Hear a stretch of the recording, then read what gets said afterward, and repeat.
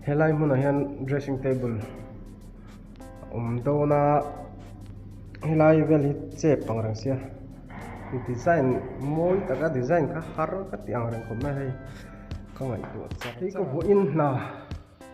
ane ka zau man lo deu ni mi kong khar hi siam ngai mo ka zau man lo deu wa son he delai hi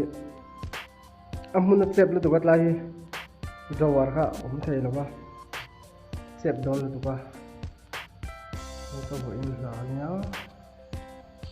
ei rong ka tu ni AI kan design tira mar chu do thu sam lo amoi lu tu ka design kha mor chu space kha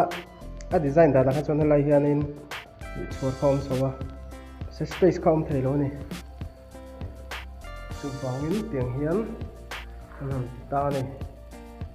moi viau don tho mai rong ka hona te chan mo bang te rong la loi lo pan nia wal puti long khan nia hi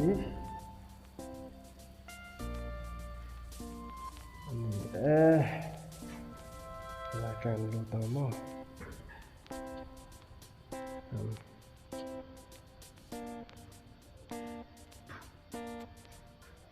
design sang sang ka chu ma ro chu amun nen he nai me thei lo wa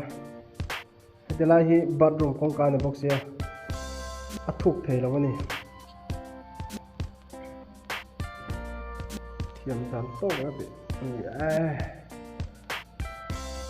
rong ka hona moi do na si chuan helai room chu helai kong khar siam le mi handle bo hin to maya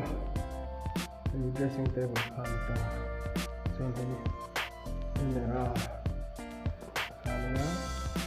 chuan hei lai thut na tur khan emo chuan kai sonin kham do kan hlui khom do na chu booksen chuan kai study table la do na ni hlui kha moi do na plat classes down plat